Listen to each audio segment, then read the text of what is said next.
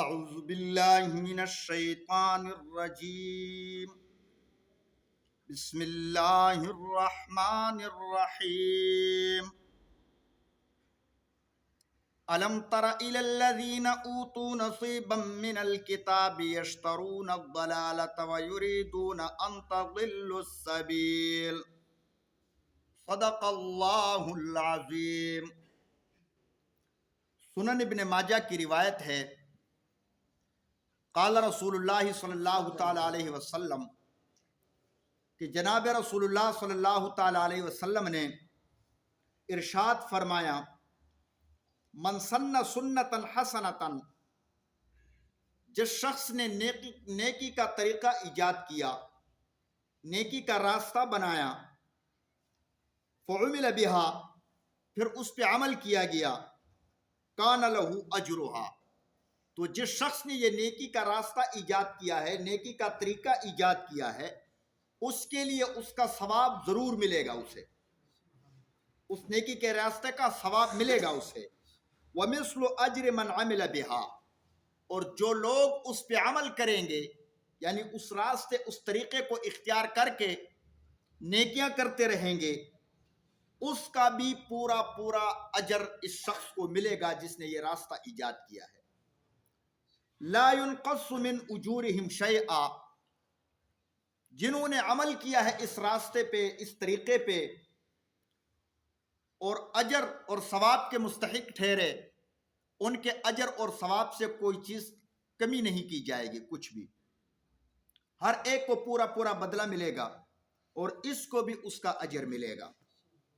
وَمَنْ سَنَّ سُنَّةً سَيِّئَةً، اور جس شخص نے گناہ کا طریقہ ایجاد کیا، فَعُمِلَ بِهَا، پھر اس پر عمل ہونا شروع ہو گیا، لوگ اس پہ عمل کرتے رہے، کان علیہ وزرہا، تو اس گناہ کا ذریعہ جو اس نے بنایا ہے، گناہ کا طریقہ جو اس نے ایجاد کیا ہے، اس کا گناہ اس پر ہوگا جس نے ایجاد کیا۔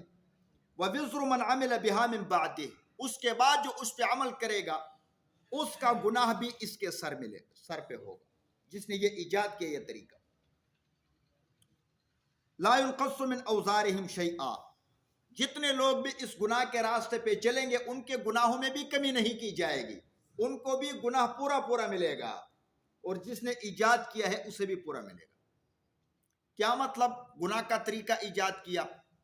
یعنی گناہ کی طرف دعوت دی، گناہ کا ذریعہ بنایا کسی چیز کو، گناہ کے ذرائع بنانے کے بعد لوگوں نے اختیار کرنا شروع کر دیا اور گناہوں میں ملوث ہو گئے،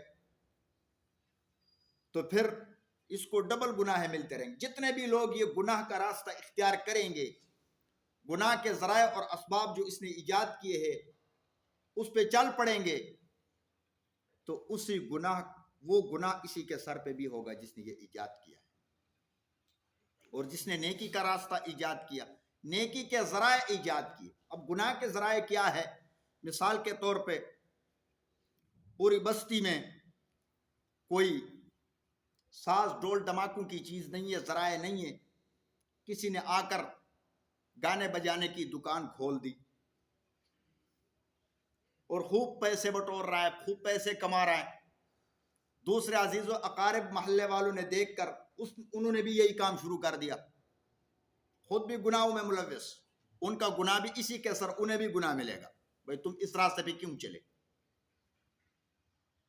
گناہ کے ذرائع اختیار کی، نیکی کا راستہ، نیکی کا سبب، ایک محلہ ہے اس میں مسجد نہیں ہے، مسجد بنا دی، نمازیں شروع کر دی، دوسروں نے بھی دیکھ کر نمازیں شروع کر دی، اس کو بھی اجر ملے گا، جو نماز پڑھتے رہیں گے ان کا ثواب بھی اس سے ملے گا۔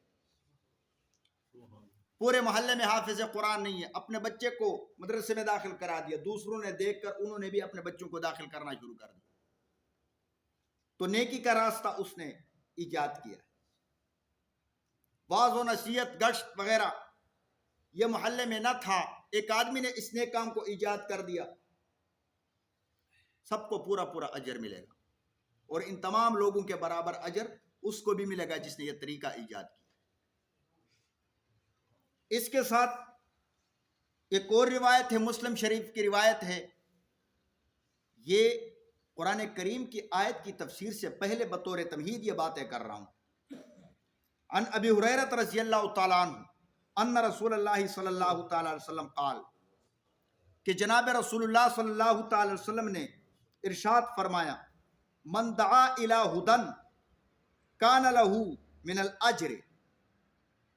حضور علیہ السلام فرماتے جو شخص نیکی کی طرف بلاتا ہے، ہدایت کی طرف بلاتا ہے، کان لہ من الاجر، اسے اجر ملے گا، مثل اجور من تبعہ، ان لوگوں کے برابر اجر بھی ملے گا جو اس کی اتباع کرے۔ ایک آدمی نماز نہیں پڑھ رہا، خود نماز پڑھ رہا ہے، دوسرا اس کو بھی نماز پڑھنے کی دعوت دے دی، نماز سکھا دی، خود اپنا یہ بلانے کا ثواب بھی ملے گا، جو اس پہ عمل کرے گا، نمازیں پڑھتا رہے گا، پڑھنے والوں کو بھی ثواب ملے گا، جس نے یہاں بلایا ہے نماز کے لیے اسے بھی ثواب ملے گا۔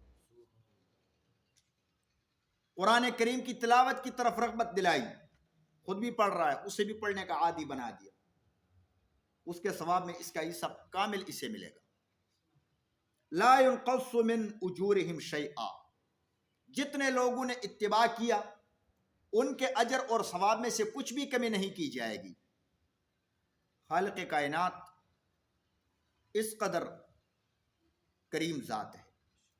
ومن دعا الی الضلالہ، جو گمراہی کی طرف بلاتا ہے، کان علیہ من الاسم، اس کا گناہ اسی پر ہوگا جو گمراہی کی طرف بلائے جسے، مثل آثام من تبعہ، ان لوگوں کی طرح گناہ بھی ہوگا جو اس کی اتباع کریں گے، یعنی گناہ کے راستے پہ چلیں گے۔ لا ينقص ذلك من آثامہم شیئا، ان لوگوں کے گناہوں میں کمی نہیں کی جائے گی، سب کو گناہ پورا پورا ملے گا۔ گناہ کے ذرائع اور اسباب کیا ہے؟ گناہ کی دعوت دینا، گمراہی کی دعوت دینا۔ دوست احباب بیٹھے ہیں، ایک دوست کہتا ہے فلاں مقام پہ، فلاں جگہ، فلاں چک میں مجرے ہو رہے ہیں، آؤ چلتے ہیں یار، چلو یار۔ اب خود بھی جا رہا ہے، دوسروں کو بھی ساتھ ملا دی۔ فلاں علاقے میں ایک یہ جو عرس بنا دیتے ہیں، اس میں ڈول دھماکے ہوتے ہیں، ناچ گانے ہوتے ہیں، یہ گمراہی کی طرف بلانا ہے۔ تو جو آ گئے وہ خود بھی گناہ گار، جو بلا رہا ہے، جو اس طرف ان کو کھینچ رہا ہے، وہ ان کا گناہ بھی اسے ملے گا۔ تو ہمیشہ نیکی کی طرف بلانا یہ مسلمانوں کی ایک خصوصیت ہے۔ کنتم